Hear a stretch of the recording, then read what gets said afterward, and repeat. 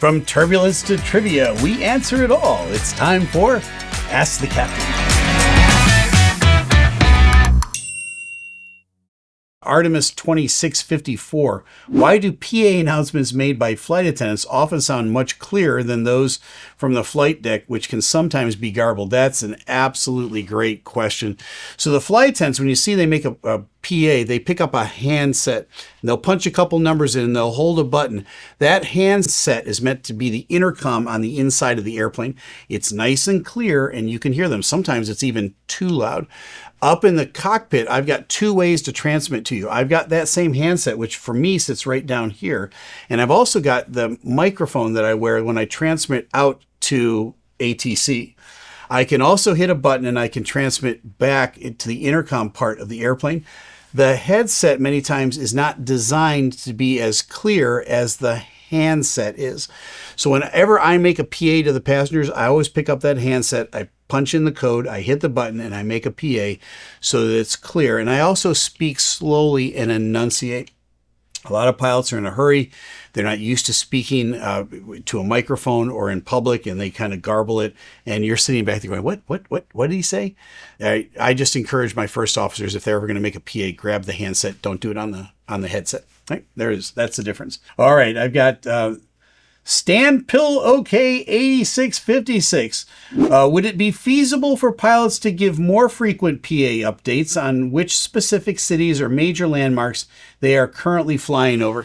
Stan, it's a difficult one because to as many people who would want to know what they're flying over, there are as many people or more that don't want you to interrupt their movie or the book that they're reading. And I've been on flights where it seemed like every 10 minutes the captain was coming on and going, out the right side of the airplane is Pismo Beach, and out the left side is Albuquerque. And after a while, it's like, shut up. It just gets too annoying. And you can see the annoyance on people's faces.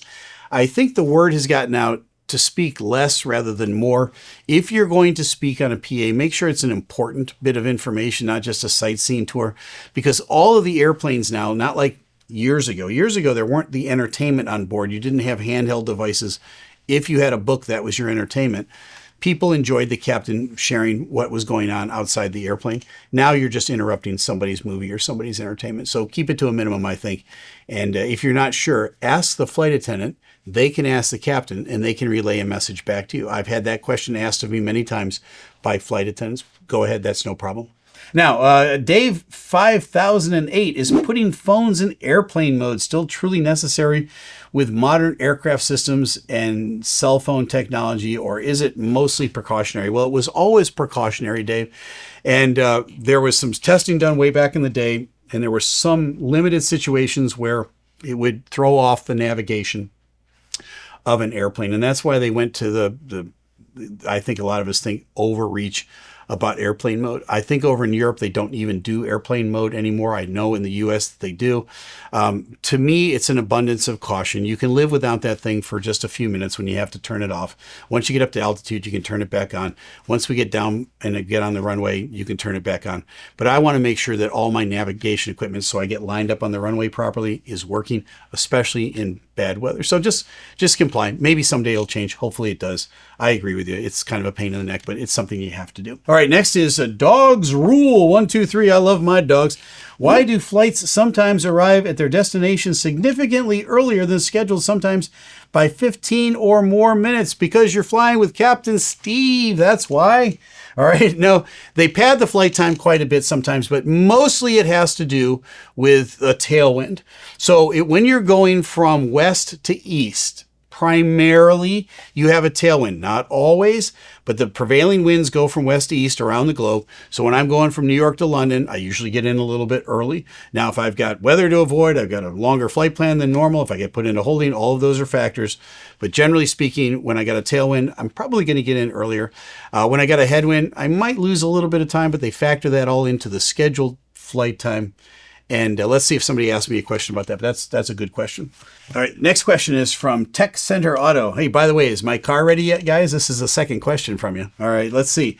Are passengers still able to request a visit to the flight deck, perhaps before or after a flight in today's security environment? Absolutely. I have passengers come up all the time, and you don't have to be a kid to do it. If you're just a kid at heart and you want to visit the cockpit, let's say you were deprived of that joy when you were a young child and you still want to do it, you know what? Come on up. As long as the door is open and we're on the ground, we're parked at the gate. I love showing people around. Most pilots will take a few minutes and show you around. It really is fascinating coming up to the cockpit and seeing what's going on up there. It'll be an education for sure. But I don't mind having you sit down in the seat. I'll give you my hat, especially the kids put on the hat. They get a picture with it. It's worth $1 million and it's priceless. So please come up and take advantage of that. Emery Ertos 5051. Can passengers tell a captain from a first officer by their uniform, their stripes? Yes, they can.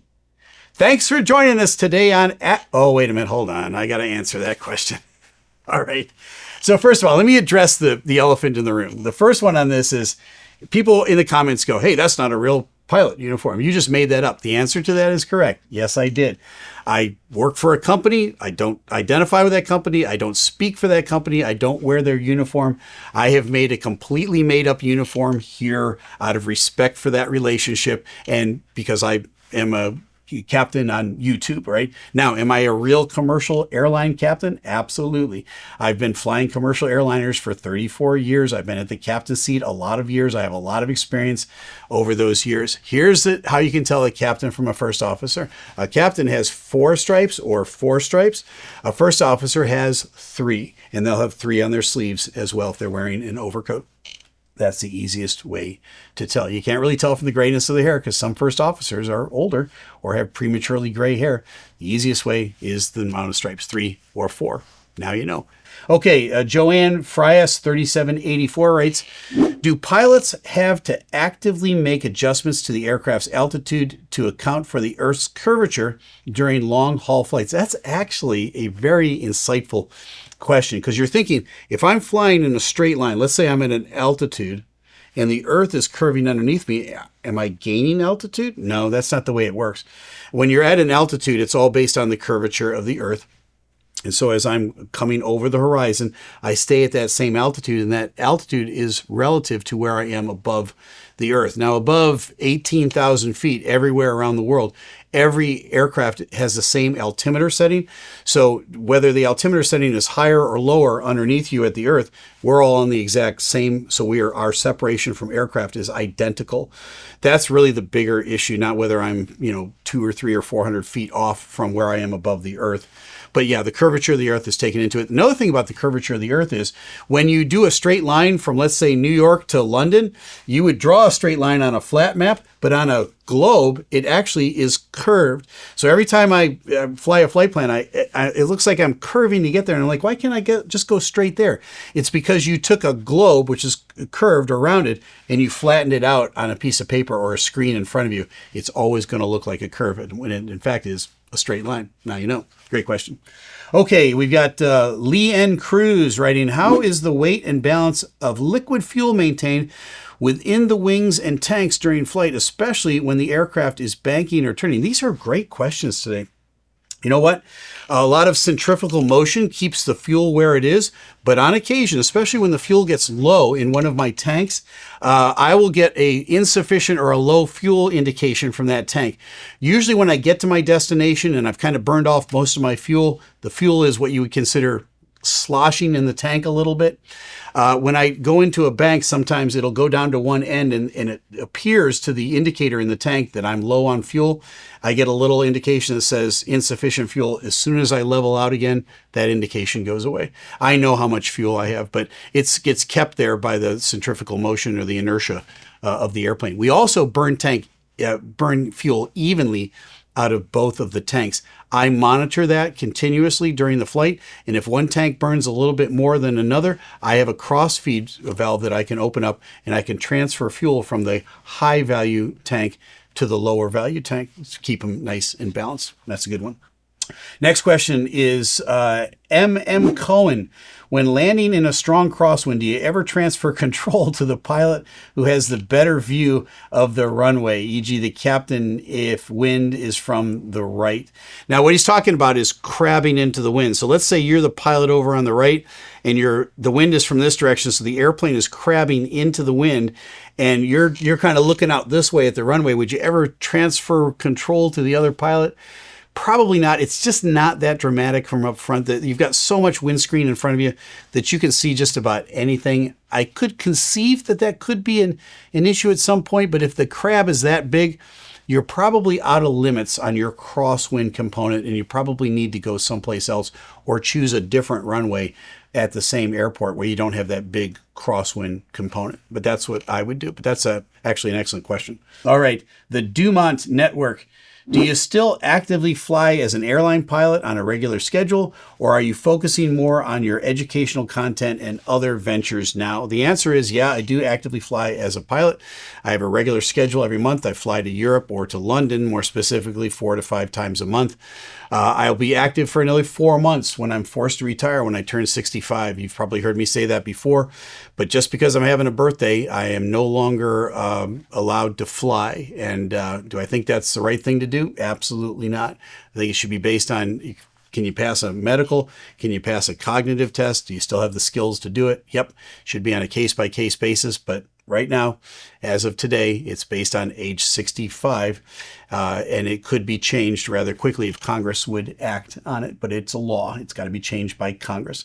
So having said that, I'm active in 4 months now. I'm going to get even more time to do Captain Steeeve. We're going to add even more content to the channel. I'm really excited about my next career, which is spending more time with you right here on this channel.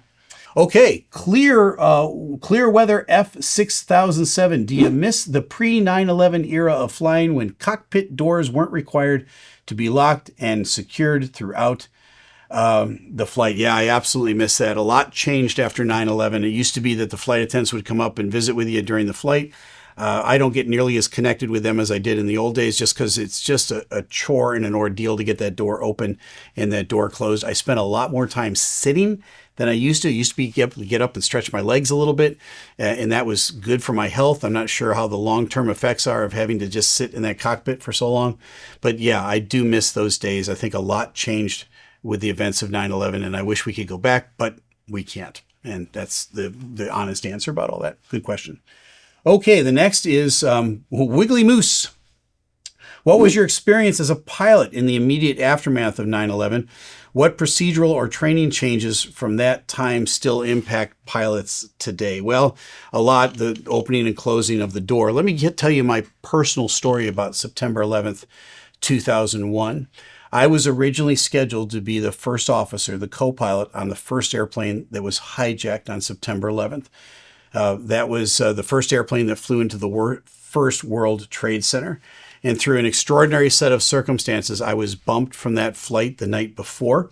There is a video on this channel called In My Seat. It's 15 minutes long. You can watch it. Just scroll down and look for it. It's an absolutely powerful documentary about all of the details of my story that day and getting bumped. And now the life afterwards of living on borrowed time. This fall, the next few months leading up to this September 11th, we're going to create and produce some fresh videos introducing my new Captain Steeeve audience to my 9/11 story. Look out for those because they're coming here in a little bit, but it had a profound impact on my life directly as it has had on many of your lives. It's changed how I live my life and how I think about the future and how I view the past. But more to come on that in the weeks and months to come. That's a very, very good question. Thanks for asking it. Okay, next is Philip Steenson and a bunch of letters and numbers. All right, I'm 14 and want to become a pilot, but I'm not very good at math. Is my dream of flying ruined, or is advanced math less crucial than perceived? I would say to you, Philip, that I'm not great at math either. Now, there is a certain level of math that you have to be proficient at to pass all of your exams and so forth. The type of math I use on a daily basis as an airline pilot is more along the lines of arithmetic rather than algebra or calculus or any of those things. The computers figure out all of that higher stuff for me, but I'm not great at it. I would say this: if you're a baseball player and you're not very good at hitting curveballs, you need to ask the coach to throw you as many curveballs as possible so you get better at that. So I'd buckle down, I'd get a math tutor, and I'd get over my fear of math. And once you get proficient in math, then you can be a pilot. You're going to pass all your tests. Are you going to need it on a daily basis? A little bit, but not that much. So don't get overwhelmed by the math part of it. Just keep pressing on towards your goal. Okay, next is birds with bow. Would you generally recommend joining the military, e.g. Air Force, if someone's ultimate goal is to be a commercial airline pilot? Well, birds with bow, I would never point anybody towards the Air Force. Why? Because I was a Navy pilot. All right. And there's lots of differences. Air Force pilots, they have to ask permission. There's a chain of command. It used to be that the Air Force was the world's second largest communist organization. And then the Soviet Union fell, putting them in first place. Okay, so they have to get permission from everybody to make a decision. In the Navy, it's less about asking permission and more about asking forgiveness. Which side of that equation am I on? I think you know I'm more of a forgiveness guy than a permission guy. But all kidding aside, either way you want to go, it's a wonderful way to go. It's a great transition. They put a uniform on my back. They gave me a job. They put a paycheck in my bank account every twice a month, and they trained me how to fly airplanes. And I have nothing but great things to say about the military and learning how to be a pilot there. So if you want to do it, hats off to you. So next question is Ahan Kulkarni. Across your entire commercial and Navy flying career, which specific aircraft did you enjoy flying the most and why? All right, there's two airplanes I enjoyed flying the most. Let's go back to the Navy. I loved flying the P-3 Orion. Great airplane. I describe it as the best of the old world of flying. It was a 4-engine turboprop. The thing was maneuverable. It was zippy fast. It was powerful. You could actually back it up by bringing it into reverse. You could land on a short runway. You could take off on a short runway. I flew that airplane over the open ocean at 200 feet while tracking submarines. It was just magnificent to be out flying under those conditions. The airplane now that I love the most is the one I'm on now, the Boeing 777. Boeing got everything right about that airplane. It is an absolute joy to fly. The Czech airman who checked me out on it said, Steve, the hardest part about flying this airplane is wiping the stupid grin off your face at the end of the day. And he's absolutely right. I love the 777. P-3 Orion, 777. All good. Great question. Here we go. It's PMO 123. On a flight to Denver, we encountered severe wind shear and landed, while later flights diverted. How severe must wind shear be to warrant a diversion? It's really kind of very subjective. If I get a wind shear caution or a wind shear warning, I'm going around and I'm most likely out of there and I'm going someplace where they've got better weather. If it's just bumpy and there's a lot of turbulence, it's up to the pilot. Whatever the pilot is comfortable with, and everybody's skill level, everybody's comfort level is a little bit different. Nobody's ever going to put you in danger.